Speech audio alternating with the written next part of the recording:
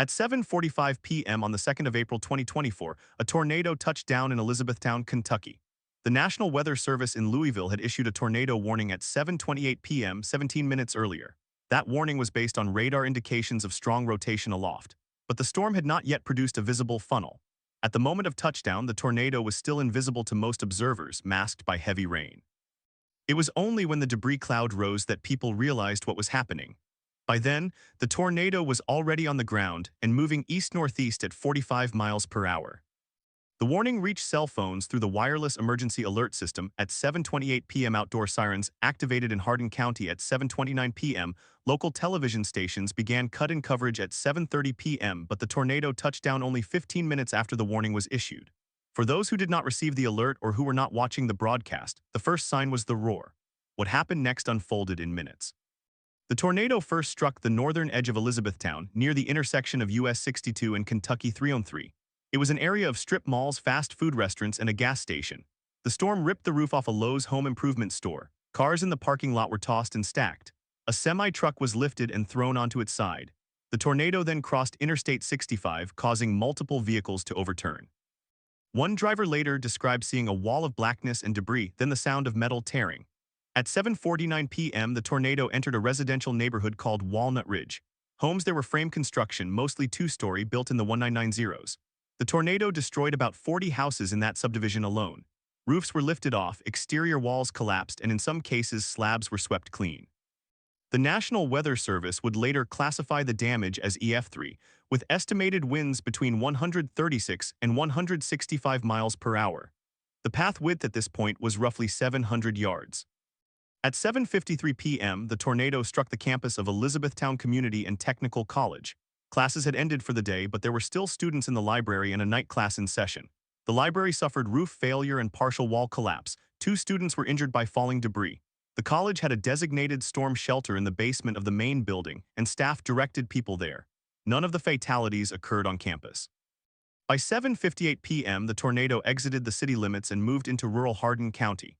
It continued for another 7 miles before lifting near the town of Glendale at 8:06 p.m. The total path length was 18 miles. The average width was 600 yards. At its widest point, the tornado was 900 yards across.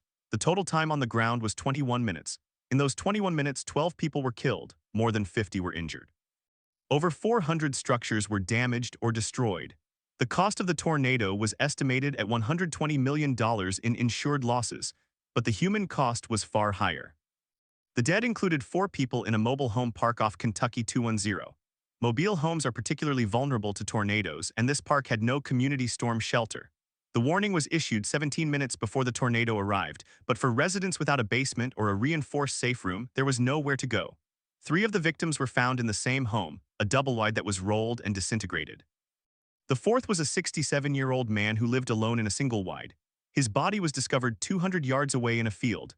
Another cluster of fatalities occurred in the Walnut Ridge subdivision. A family of 3 died when their home collapsed on them. They were in an interior bathroom, but the top floor fell into the first floor, crushing the room. The father was found shielding his daughter. The mother was found in the bathtub. The daughter was 10 years old. The remaining 5 fatalities were scattered. A driver on Interstate 65 who was thrown from his vehicle, a woman in a strip mall where the roof collapsed, a man in a hardware store, and 2 people who were caught outside trying to reach shelter. The official death toll was finalized at 12, but initially the number was reported as high as 18 because of confusion in the debris field. It took 3 days for search and rescue teams to clear every destroyed structure and verify the count. The last fatality was confirmed on April 5th. Now step back and examine what led to this event. The meteorological setup on April 2, 2024 was not unusual for early spring in the Ohio Valley. A strong cold front was moving east from the Mississippi River. Ahead of it, warm and humid air had moved north from the Gulf of Mexico. Surface temperatures in Elizabethtown reached 78 degrees Fahrenheit that afternoon. The dew point was 65 degrees, providing ample moisture. Upper-level winds were strong and directional, creating wind shear favorable for supercell thunderstorms. The Storm Prediction Center in Norman, Oklahoma had issued a slight risk of severe storms for central Kentucky that morning. That is the second lowest category on the 5-tier severe weather outlook scale. It means scattered severe storms are possible, but they are expected to be limited in intensity and coverage. The SPC noted the potential for isolated tornadoes, but the risk was not elevated. At 6:30 p.m., a cluster of thunderstorms developed over western Kentucky. One cell near the Ohio River began to show signs of rotation. The National Weather Service radar in Louisville, approximately 70 miles north of Elizabethtown, detected a mesocyclone at 7:08 p.m. A mesocyclone is a rotating updraft inside a thunderstorm. It is a precursor to tornado development, but not all mesocyclones produce tornadoes. At 7:15 p.m., rotation intensified. The radar signature showed a hook echo forming. That is a classic indicator of a tornado. At 7:20 p.m., meteorologists at the Louisville office issued a severe thunderstorm warning for the storm, which was then near the community of Rhineyville, about 10 miles west of Elizabethtown. At 7:28 p.m., they upgraded to a tornado warning. The lead time from warning issuance to first touchdown was 17 minutes. That lead time is within the national average. In the United States, the average lead time for a tornado warning is about 13 minutes. 17 minutes is slightly above average. But it is not enough for everyone. People who are away from their phones, who do not have working sirens, who are in vulnerable structures, or who are not familiar with tornado safety can still be caught unaware. The question that investigators and emergency managers asked after the Elizabethtown tornado was whether the warning could have been issued earlier. The rotation signature was visible on radar at 7:08 p.m. The hook echo appeared at 7:15 p.m. The warning came 13 minutes later. Could those 13 minutes have been reduced? There were two factors. First, the storm was undergoing a rapid transition. The mesocyclone tightened quickly, but the radar data had to be confirmed. Forecasters look for sustained rotation over multiple scans, and they need to rule out false alarms. Issuing a warning too early, based on a weak or transient rotation, can lead to public complacency. The NWS balances speed against accuracy.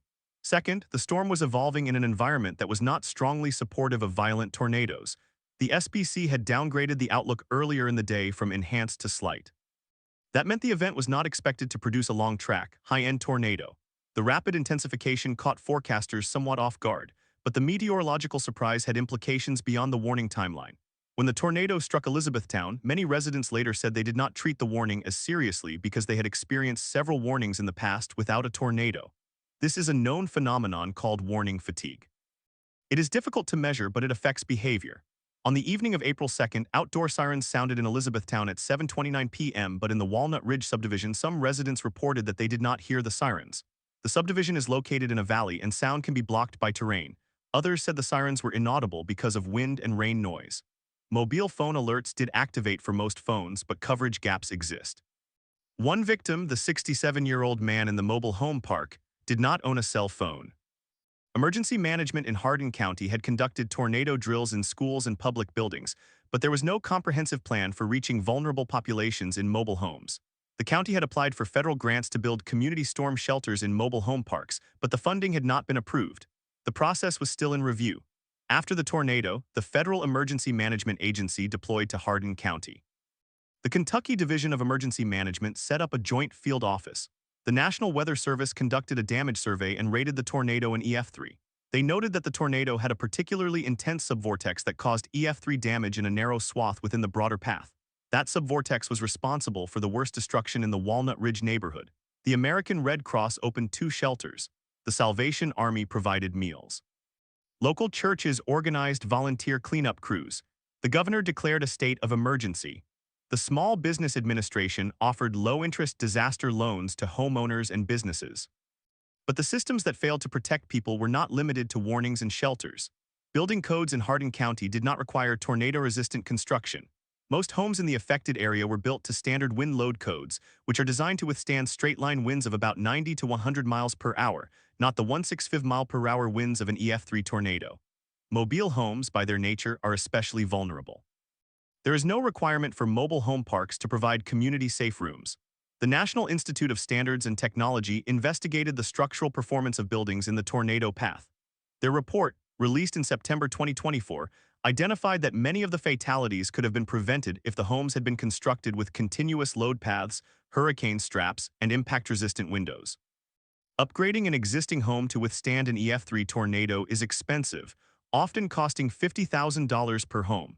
But the report concluded that over a 30-year period, the cost would be offset by reduced damage and loss of life. The report also found that the mobile home park had no designated safe room. The park had 124 lots. Only 2 of them had basements. The rest had crawl spaces or slab foundations, When the tornado struck, residents who did not own a vehicle or could not drive away had no safe option. The death toll in the park was 4. The report estimated that a community safe room with capacity for 150 people would have saved all of them.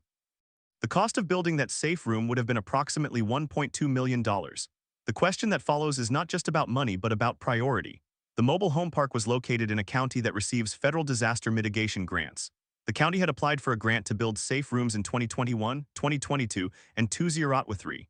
Each application was denied because the risk-benefit ratio did not meet the threshold.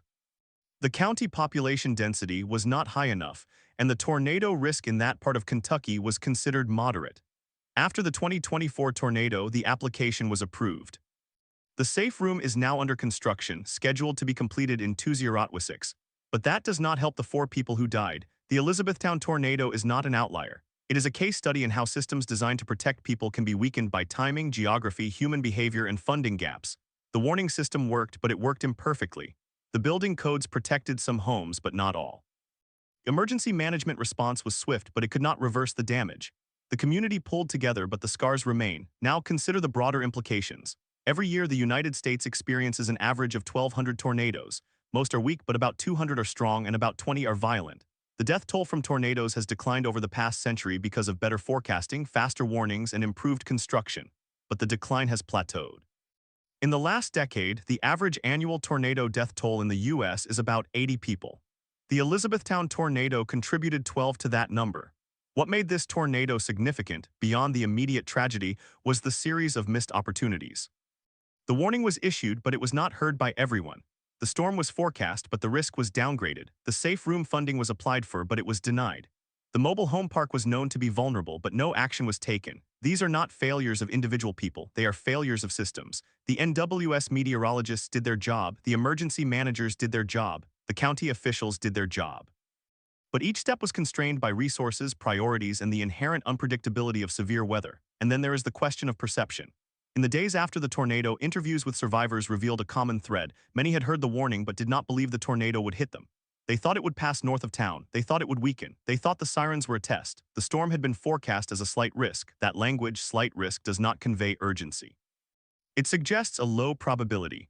But low probability does not mean zero probability. On April 2, 2024, the low probability became a deadly reality. The Elizabethtown tornado is not a story of a single catastrophic failure. It is a story of small, cumulative gaps. A warning that came 17 minutes before touchdown instead of 20, a grant application that was denied, a mobile home without a basement, a resident without a cell phone, a subdivision in a valley where sirens could not be heard. Each gap by itself might not have been fatal, but together they created a path for the storm to take 12 lives. The investigation into the tornado is now closed. The National Weather Service issued a service assessment, which recommended improvements in how severe weather probabilities are communicated to the public. The SBC has since revised its outlook language, adding more specific wording about tornado potential even in slight risk areas. Hardin County has updated its emergency alert system to include geo-targeted text messages to mobile homes. The state of Kentucky is reviewing its building codes for mobile home parks, but changes take time. The next tornado may strike before the safe room is built. The next warning may be issued with the same lead time. The next community may have the same vulnerabilities, and that is why this event still matters. It is a reminder that the gap between a system that works and a system that saves every life is not always wide, but it is measurable, and the only way to close it is to study what happened, ask the hard questions, and act on the answers. At 7:45 p.m. on the 2nd of April 2024, a tornado touched down in Elizabethtown, Kentucky. The warning had been issued, the sirens had sounded, the storm had been forecast, and yet 12 people died. How could that have happened? The answer is not simple, but it is knowable, and that knowledge carries a responsibility. In the weeks and months that followed, that responsibility was weighed by meteorologists, emergency managers, policymakers, and the families of the 12 victims. The National Weather Service Service Assessment, released on July 15, 2024, ran 147 pages. It detailed every decision from the Storm Prediction Center's initial outlook at 5:30 a.m. on April 2nd to the final warning issuance at 7:28 p.m. The assessment found that the SPC had correctly identified the potential for tornadoes in the Ohio Valley, but the wording of the slight risk category did not adequately convey the possibility of a strong tornado. The assessment recommended that the SPC adopt a new phrase, tornado outbreak possible, for situations where multiple tornadoes, including strong ones, are possible within a slight risk area. That recommendation was implemented on September 1, 2024. The assessment also examined the specific warning issued for Elizabethtown. At 7:28 p.m., the Louisville NWS office issued a tornado warning based on radar indication of a mesocyclone with strong rotation. The warning included the phrase, "This is a dangerous storm," but it did not include a tornado emergency statement. Tornado emergencies are reserved for confirmed tornadoes that are expected to cause catastrophic damage and loss of life. In this case, the tornado was not confirmed until it was already on the ground, and the damage was unfolding faster than the warning could be updated. The assessment noted that the time between the warning issuance and the tornado's touchdown, 17 minutes, was sufficient for action, but the ambiguity around the storm's severity may have led some people to delay. Interviews with survivors conducted by the assessment team revealed a pattern of delayed response. A 47-year-old woman in the Walnut Ridge subdivision said she received the warning on her phone but waited to see if the sirens would sound. The sirens sounded at 7:33 p.m., 5 minutes after the warning. She then went to her basement. The tornado struck at 7:45. She survived. Her neighbor, a 52-year-old man, did not go to his basement. He said he had been through many tornado warnings before and nothing happened. He was killed when his home collapsed. In the Cedarbrook Mobile Home Park, the situation was different. The park had no central siren. Residents relied on cell phone alerts or television. A 38-year-old mother of two said she heard the warning on her phone at 7:28 but could not drive away because her car had a flat tire. She had no basement, no safe room, and no nearby shelter. She and her two children huddled in the bathroom of their mobile home. The tornado lifted the home and tossed it into a nearby field. The mother and one child survived with injuries. The other child died. The emergency response that night was rapid but chaotic. The Hardin County Emergency Management Director, James Holcomb, activated the Emergency Operations Center at 7:30 p.m. before the tornado had even touched down. He had been monitoring the storm on radar and had already pre-positioned search and rescue teams on standby. When the tornado struck, the first 911 calls came in at 7:47 p.m. The dispatch logs show a surge of calls within 2 minutes, 53 calls between 7:47 and 7:49. The dispatch center was overwhelmed. Operators had to prioritize calls based on life-threatening injuries. One call from a woman trapped under debris took 5 minutes to process because the operator could not hear her clearly. Search and rescue operations began at 7:55 p.m., 10 minutes after the tornado. Fire departments from Elizabethtown, Radcliffe, Vine Grove, and Rhineyville responded. The Kentucky National Guard was activated at 8:15 p.m. By 9 p.m., over 200 personnel were on scene. They worked through the night using flashlights and chainsaws. The last survivor was pulled from debris at 2:30 a.m. on April 3rd. She was a 23-year-old woman who had been pinned under a collapsed wall. She suffered a broken pelvis and multiple lacerations. She survived. The hospital response was equally intense. Elizabethtown's Baptist Health Hardin received 37 patients that night. 16 were trauma cases. The emergency department was designed for a surge capacity of 40 patients, but the staff had to triage patients in the hallways because all treatment rooms were full. The hospital activated its disaster plan at 8 p.m. Surgeons were called in from home. Blood supplies were diverted from other hospitals. By midnight, all patients had been stabilized. No one died at the hospital. But the human cost extended beyond the 12 deaths. 23 people were injured, some with permanent disabilities. A 67-year-old man suffered a traumatic brain injury and now requires around-the-clock care. A 34-year-old woman lost both legs below the knee. A 40-year-old man suffered a spinal cord injury and is now paralyzed from the waist down. Their medical bills totaled over $8 million. Insurance covered about 60%. The rest was absorbed by the hospital, government programs, and charity. The economic impact on Hardin County was estimated at $115 million. That figure includes property damage, lost wages, medical costs, and infrastructure repair. The majority of the damage, about $72 million, was to residential structures. The Walnut Ridge subdivision alone accounted for $23 million in damage. The Cedarbrook Mobile Home Park accounted for $8 million. The rest was spread across commercial buildings, vehicles, and public infrastructure. Insurance claims were filed by 1,400 households. The average payout was $28,000 per claim, but many homeowners were underinsured. The Kentucky Department of Insurance reported that 22% of claims were denied because the damage was caused by flood, which is not covered by standard homeowner policies. The tornado had produced heavy rain, and some basements flooded after the roofs were torn off. Those claims fell into a coverage gap. The state legislature is now considering a bill that would require insurers to include wind-driven rain coverage. The rebuilding process began within days. The Federal Emergency Management Agency approved individual assistance for 1,800 applicants. The total amount dispersed was $14 million. Most of that went to temporary housing, rental assistance, and home repairs.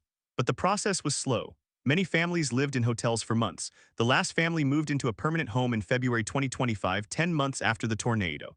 The long-term recovery has been shaped by the lessons learned. Hardin County adopted a new building code for mobile home parks on January 1, 2025. The code requires all new mobile homes to be anchored to a continuous concrete foundation with hurricane straps. Existing mobile homes must be retrofitted within 5 years. The county also established a Safe Room grant program funded by a $2 million allocation from the state.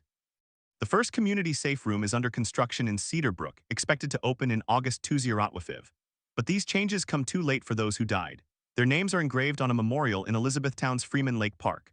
The memorial lists all 12, a 7-year-old boy, a 1-4-year-old girl, a 3-year-old mother, a 4-5-year-old father, a 5-6-year-old grandmother, a 6-3-year-old retiree, and 6 others. Their ages ranged from 7 to 74.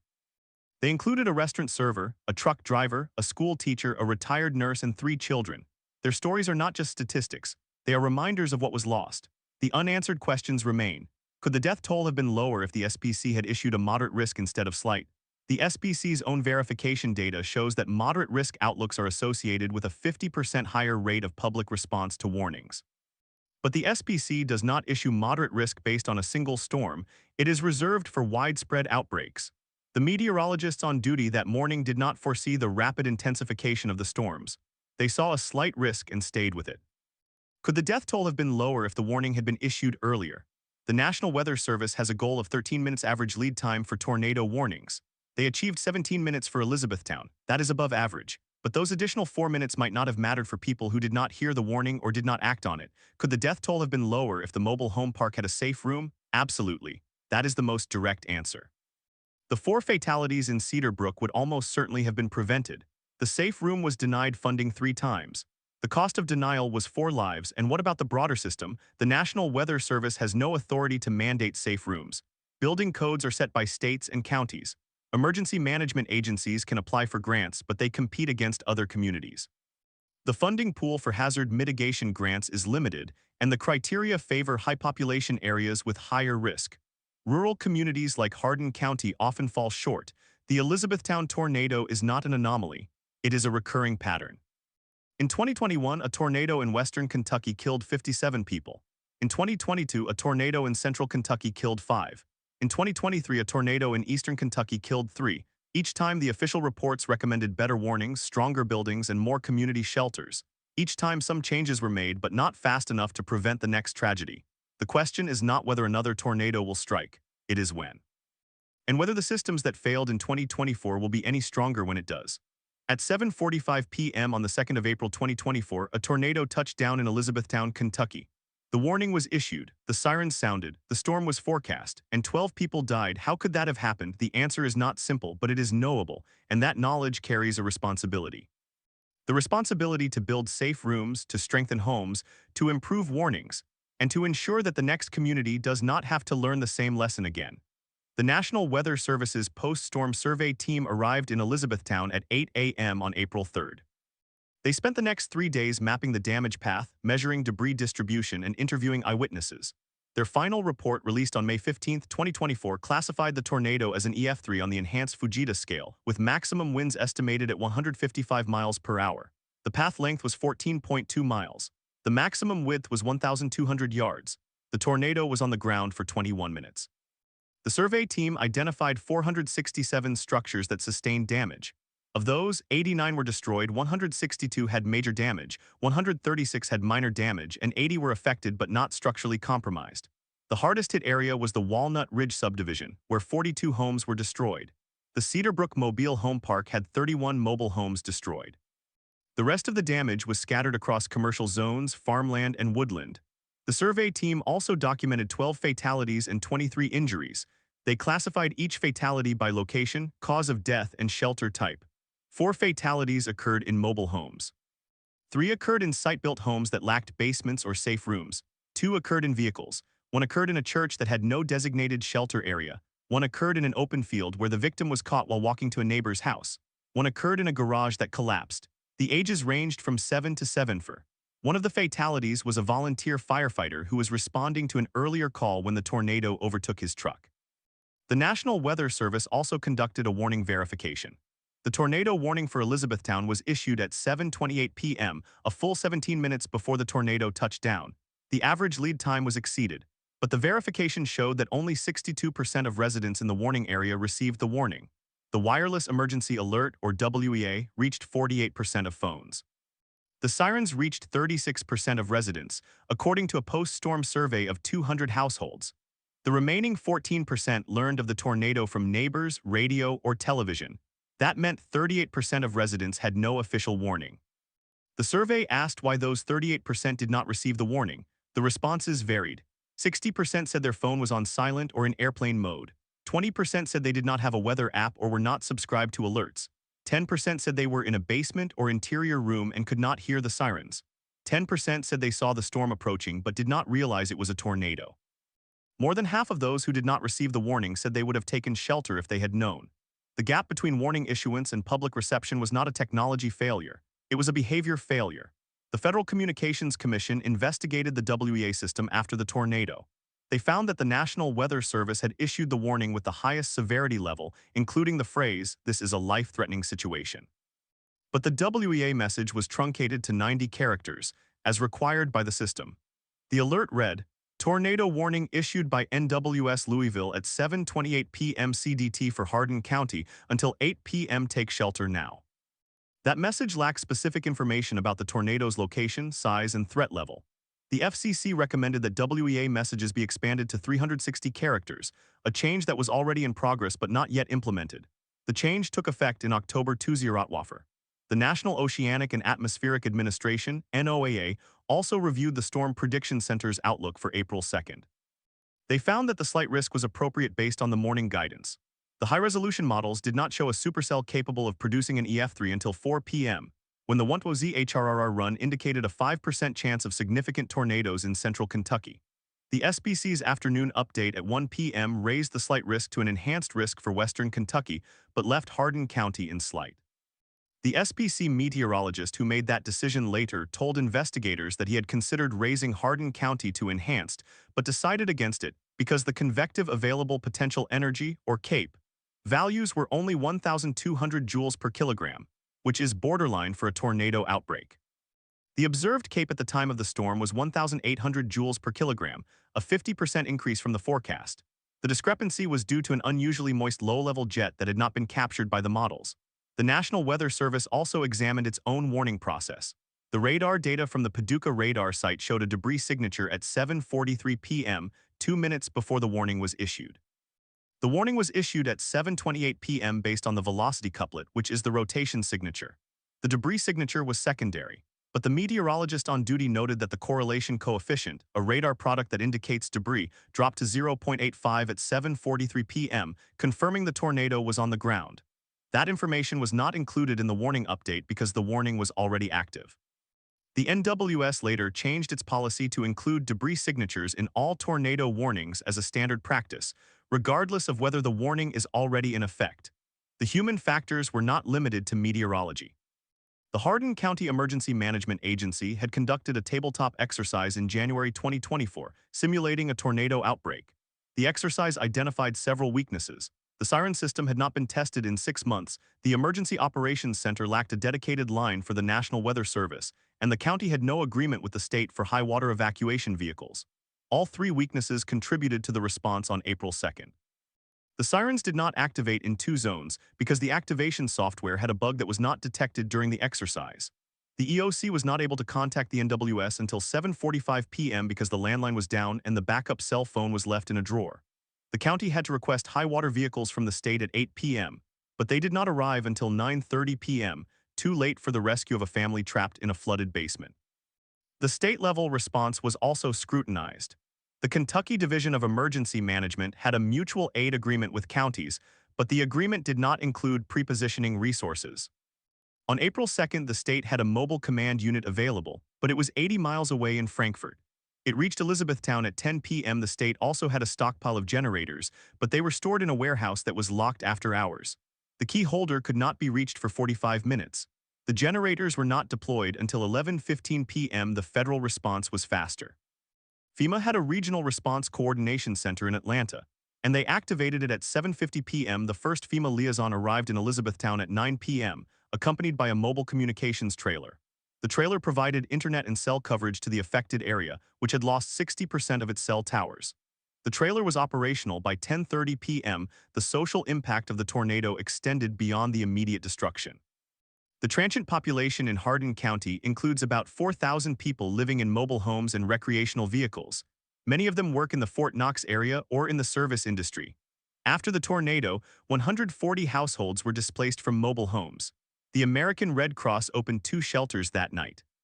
By April 10th, the shelters housed 87 people. By April 30th, the number was down to 112.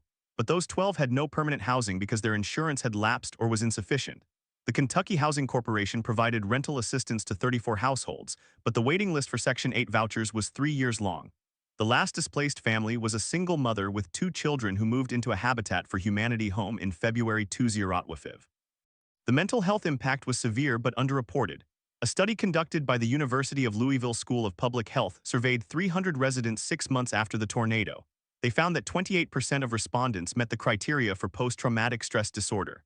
Another 42% reported symptoms of anxiety or depression. The highest rates were among those who lost their homes or knew someone who died. The study also found that only 12% of those with mental health symptoms had sought treatment. Barriers included cost, stigma, and lack of providers. Hardin County had 1 psychiatrist per 10,000 residents compared to the national average of 1 per 5,000. The county had no dedicated child psychiatrist. The economic recovery was uneven. The median household income in Hardin County is $52,000, slightly below the state median. After the tornado, 120 small businesses were affected, 23 of which never reopened. The hardest hit sector was retail, with a 15% decline in sales in the second quarter of 2005. The construction sector saw a 30% increase in employment, but that was temporary.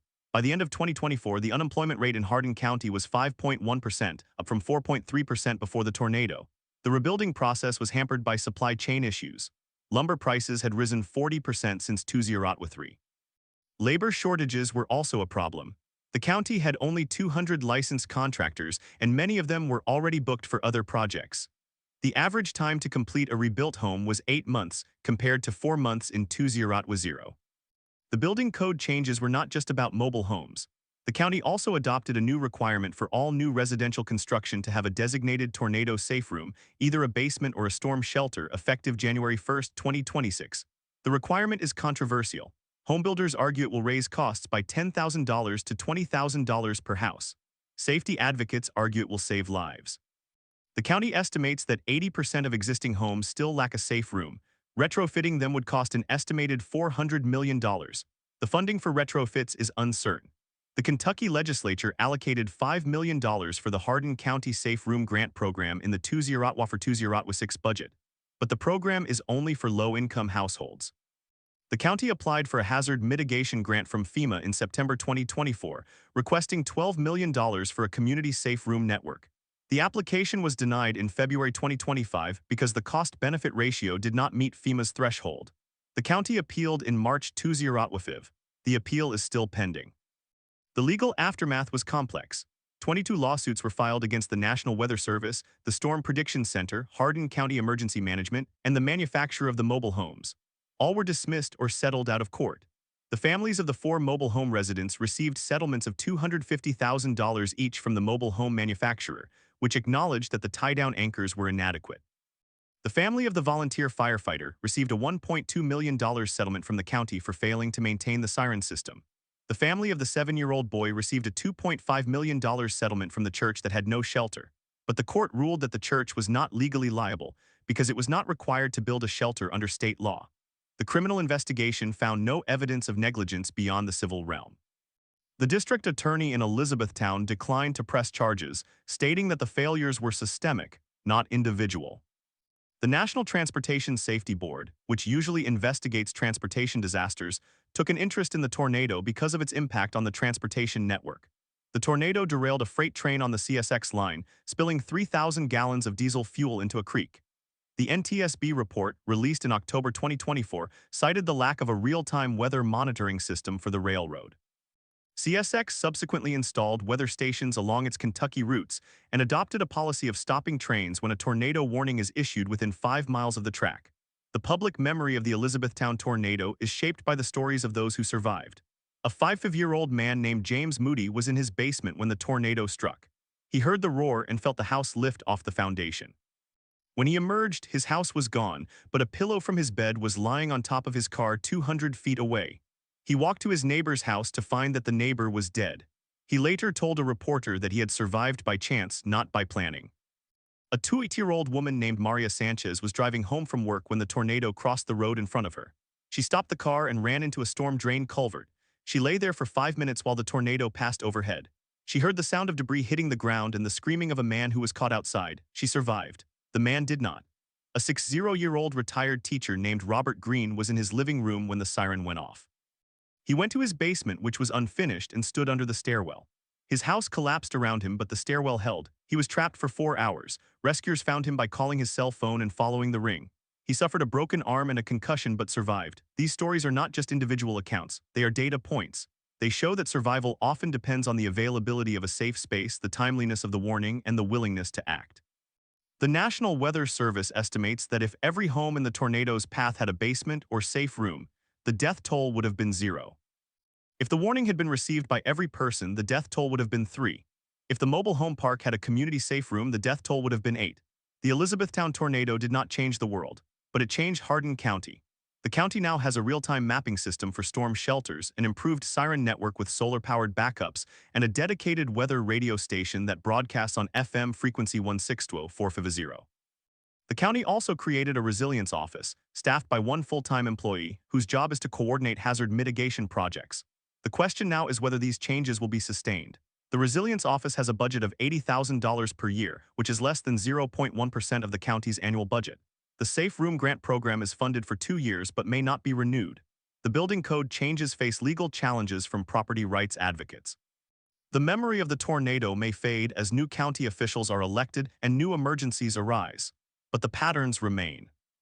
On September 15, 2024, another supercell produced an EF2 tornado in the same county, just 10 miles south of Elizabethtown. No one died. The warning was issued 18 minutes in advance. The siren system worked. The Safe Room Grant Program had not yet begun, but enough people had learned from April 2nd that they took shelter. The difference was not technology, it was awareness. The Elizabethtown tornado of April 2nd, 2024 is not a closed chapter. It is a recurring theme in American disaster history. Every event teaches the same lesson, that preparedness is not a one-time investment but a continuous process, that the gap between a warning and a safe space is measured not in miles but in lives, that the systems that fail are not always the ones that are broken but the ones that are assumed to be working. The next tornado will come. The question is whether the systems will be ready. But to understand whether the systems will be ready, we have to look at how they failed on April 2nd, 2024. The failure was not a single point, it was a cascade. At 4:47 p.m. that day, the National Weather Service in Louisville issued a tornado warning for Hardin County. The warning was based on radar-indicated rotation 15 miles southwest of Elizabethtown. The lead time was 14 minutes. 14 minutes should have been enough. But on the ground, the warning did not reach everyone. At 4:49 p.m., the Storm Prediction Center in Norman, Oklahoma, issued a tornado watch for most of central Kentucky. That watch had been in effect since 2 p.m. The environment was well understood. The atmosphere was unstable. The wind shear was strong. The ingredients for a violent tornado were all present, but the watch itself was a forecast, not a guarantee. The question is why the local warning did not translate into action. The Hardin County Emergency Management Office activated its outdoor warning siren network at 4:48 p.m. There are 52 sirens in the county. 49 of them worked. The 3 that failed were in the southwestern part of the county, near the mobile home park where the 4 residents died. The failure was traced to a power surge that occurred at 4:45 p.m., 2 minutes before the warning was issued. The surge tripped the circuit breakers on those 3 sirens. The breakers were not monitored remotely. No one knew they had failed until the tornado was over. At 4:49 p.m., the wireless emergency alert system sent a message to every cell phone within the warning polygon. But the alert only covers phones that are connected to a cellular network and have the feature enabled. In the mobile home park, 4 residents did not have cell phones. Another 8 had phones, but the phones were on silent. The alert appeared as a text, not a sound. They did not notice it. The weather radio station in the county had been broadcasting since 1998, but only about 12% of households owned a weather radio. The mobile home park had no weather radio. At 4:50 p.m., the tornado touched down. It was on the ground for 27 miles. The first indication that something was wrong came from a spotter in the town of Vine Grove, 4 miles west of Elizabethtown. He reported a large, rotating wall cloud at 4:49 p.m. He called the dispatch center. The dispatch center relayed the report to the National Weather Service at 4:50 p.m. By then, the tornado was already on the ground. The tornado traveled northeast at 55 miles per hour. It crossed Interstate 65 at 4:53 p.m. The highway was not closed. There was no protocol for closing a highway during a tornado warning. A semi-truck driver saw the tornado and pulled over under an overpass. That is not a safe place. The truck was hit by debris, but the driver survived. 4 other vehicles were caught on the highway. 2 of them were hit by a flying piece of roofing that weighed 200 pounds. The occupants survived with injuries. At 4:55 p.m., the tornado struck the mobile home park. The warning had been issued 8 minutes earlier, but the 3 failed sirens meant that no audible warning reached the park. The cell phone alert had been sent, but as we know, not everyone received it or responded to it. The 4 residents who died were in their homes when the tornado hit. 3 of them were in their living rooms. 1 was in a bedroom. None of them had a basement. The mobile homes were not anchored to a concrete foundation. They were tied down with metal straps that were rated for winds up to 100 miles per hour. The tornado produced winds estimated at 160 miles per hour. At 4:56 p.m., the tornado crossed the railroad tracks. The freight train had been stopped at a siding 2 miles north. The engineer had received a call from the dispatch center at 4:51 p.m., 5 minutes after the warning. He stopped the train but could not move it off the tracks. The tornado lifted the locomotive off the rails and toppled it onto its side. The engineer and conductor survived, trapped in the cab for 45 minutes. The diesel spill started immediately. At 4:57 p.m., the tornado entered Elizabethtown proper. The warning was still in effect. The sirens in the town were working, but the sirens are designed to be heard outdoors. Inside a house with a closed window and a running air conditioner, the sound is muffled. Many residents did not hear them. The city had no indoor warning system, no public address systems, no dedicated emergency radio channel in the town. At 5:01 p.m., the tornado reached its maximum width of 800 yards. It struck the church where the 7-year-old boy was taking violin lessons. The church had a basement, but it was used for storage. The door to the basement was locked. The pastor did not have the key. He had never been told that the basement could be used as a storm shelter. The family of the boy later testified that they had not known about the basement either. The church had never designated it as a shelter. The boy and his mother were in a room without windows. They were following the standard advice, get to an interior room, but the church was not built to withstand an EF3 tornado. The roof collapsed. At 5:03 p.m., the volunteer firefighter died. He had left his station after the warning was issued to drive to the fire station. His personal vehicle was hit by flying debris. He was killed instantly. The fire station itself was damaged but not destroyed. The station had a safe room, but only for personnel who were already on site. There was no protocol for recalling off-duty firefighters to the safe room. The firefighter who died was not on duty. He was volunteering his time. At 5:07 p.m., the tornado lifted near the town of Hodgenville, 17 miles northeast of Elizabethtown. The warning had been in effect for 20 minutes. The tornado had been on the ground for 17 minutes. The Emergency Management Office began damage assessment at 5:15 p.m., but the communications network was down. Cell towers were damaged. The county's 911 system went to a backup generator, but the generator failed after 30 minutes. The backup for the backup was a satellite phone that had not been tested in 6 months. It did not work. The first responders had to rely on amateur radio operators. The local ham radio club had been meeting in Elizabethtown for 40 years. They had a network of repeaters that were still operational. They relayed reports of injuries, road closures, and damage locations to the Emergency Operations Center. Without them, the response would have been delayed by at least an hour. What happened in the aftermath is a study in systemic gaps. The National Weather Service investigation, released in September 2024, found that the warning lead time was within national standards. The Storm Prediction Center had issued a watch that was accurate. The local office had used the correct radar signatures, but the investigation also noted that the warning did not reach a significant portion of the population. The failure was not in the meteorology, it was in the communication chain. The key finding was the siren failure. The county had no remote monitoring system. The circuit breakers had tripped because of a power surge from a nearby lightning strike. That lightning strike occurred at 4:45 p.m., 2 minutes before the warning. The county had known about the possibility of power surges since 2018, when a similar failure happened during a severe thunderstorm. A report from that incident recommended installing surge protectors and remote monitoring. The recommendation was not implemented because of budget constraints. The cost to upgrade each siren was $2,000. Total cost for the 3 failed sirens, $6,000. The county had a surplus of $900,000 at the end of the fiscal year 2023. The cell phone alert system had its own problems. The wireless emergency alert system relies on carriers to push the message. On April 2, 2024, the message was sent by the National Weather Service at 4:49 p.m., but the carriers took an average of 90 seconds to deliver it. Some phones received it at 4:51 p.m., others never received it because the phone was in a basement or underground shelter. The Federal Communications Commission investigated and found that the carriers had met the required delivery time, but the standard itself was criticized as too slow.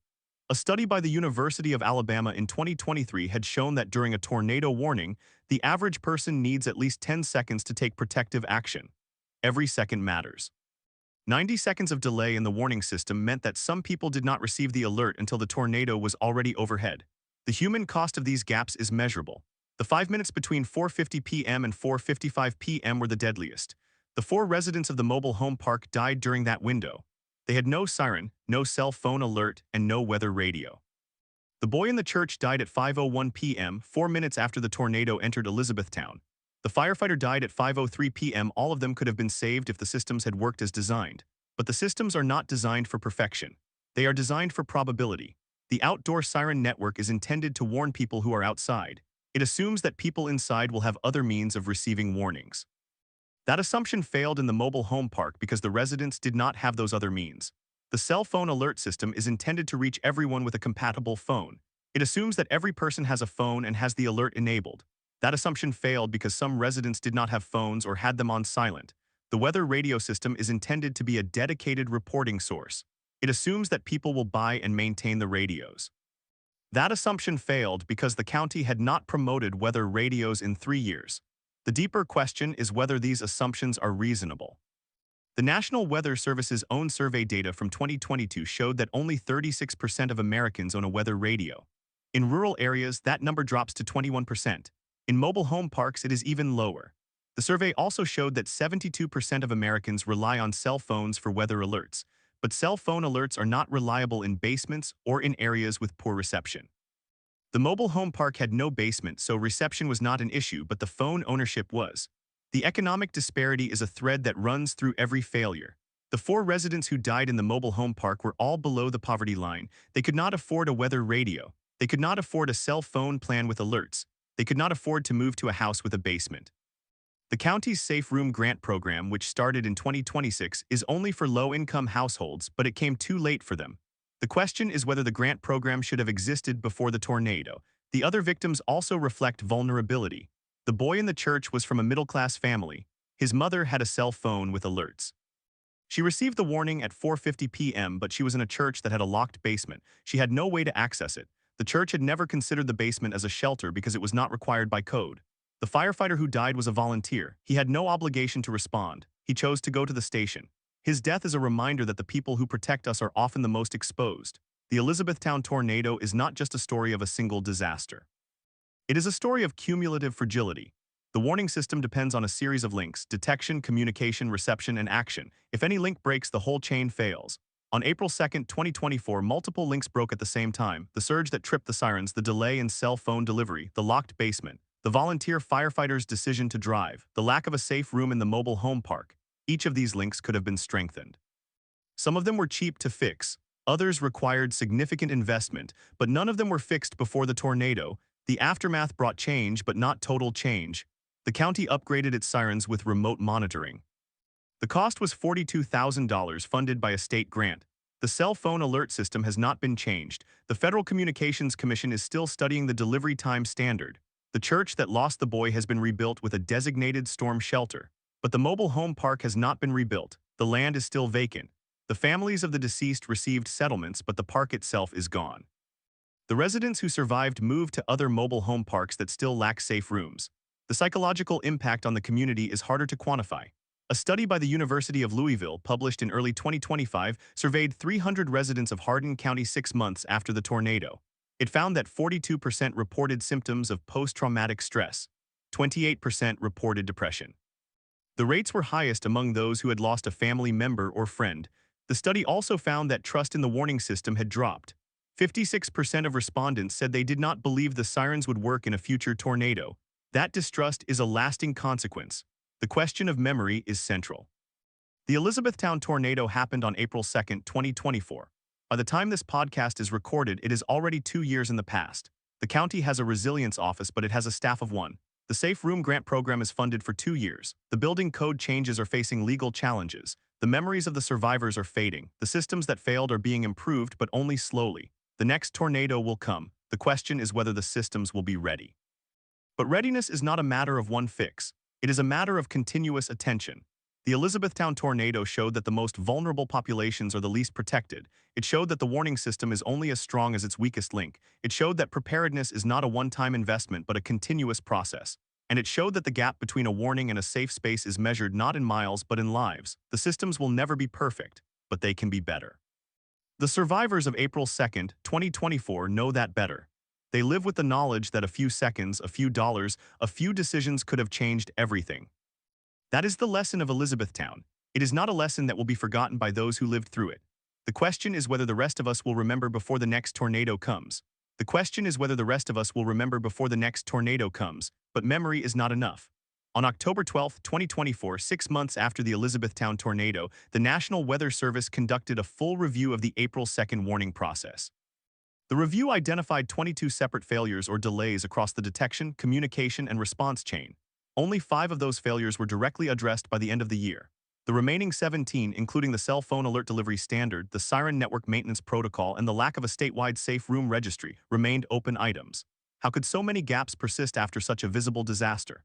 Part of the answer lies in the nature of public infrastructure. Sirens are owned and maintained by local governments. Cell phone alerts are governed by federal standards that take years to change. Weather radios are a consumer product, not a public utility. No single agency has the authority to fix the entire system at once. In January 2025, the Kentucky State Legislature passed Senate Bill 47, which required all mobile home parks to install a weather radio in a common area or to provide a designated shelter. But the bill included no funding. The cost of compliance was left to park owners, many of whom operate on thin margins. By the time this recording was made, only 12% of mobile home parks in Hardin County had complied. The fire department that lost the volunteer received a grant to purchase a backup generator for its siren control panel. The generator cost $3,000. It was installed in February 2025. On a practice test in March, the generator worked.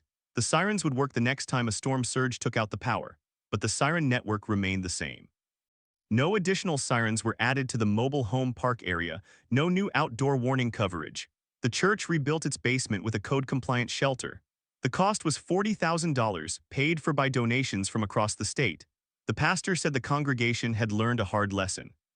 The boys' family moved away. They could not look at the church without seeing the moment. The other families in the neighborhood still use the church basement as a shelter. They now have a key. The volunteer firefighter's family filed a wrongful death lawsuit against the county. They argued that the county failed to maintain the siren system and failed to warn the public. The case was settled out of court for an undisclosed amount. The county did not admit liability. The firehouse has a plaque for him. His name is on a list of first responders who died in the line of duty. What remains is the structure of the warning system itself. The Elizabethtown tornado exposed a fundamental truth. The system is built on layers of assumption. It assumes that sirens will work. It assumes that phones will receive alerts. It assumes that people will know where to go. When one assumption fails, the entire structure tilts. When multiple fail simultaneously, it collapses. The survivors of April 2 know this. They live with the tin roof rattling in every thunderstorm. They check their weather apps before going to sleep. They bought weather radios after the tornado. Some of them moved, some stayed. The mobile home park is a field of weeds now. The only reminder is a small memorial sign at the entrance placed by the county a year after the tornado. It reads, "In memory of those lost on April 2, 2024, the legacy of the Elizabethtown tornado is not just the victims. It is the question embedded in every future warning. Will the siren sound? Will the phone vibrate? Will there be time?" The answer depends on decisions made now in offices and council chambers by engineers and elected officials. The tornado does not care about budgets or legislation. It will come again. The only variable is whether the system will hold. The final count from April 2, 2024, 7 dead, 43 injured, 51 homes destroyed, 130 damaged. The economic loss was estimated at $47 million. The emotional cost cannot be priced. But the failures were not inevitable. They were the result of choices that can be reversed if there is will. And so the story of Elizabethtown ends not with a resolution but with a responsibility. The responsibility to remember to improve and to act before the next storm, because the next storm is not a question of if, it is a question of when.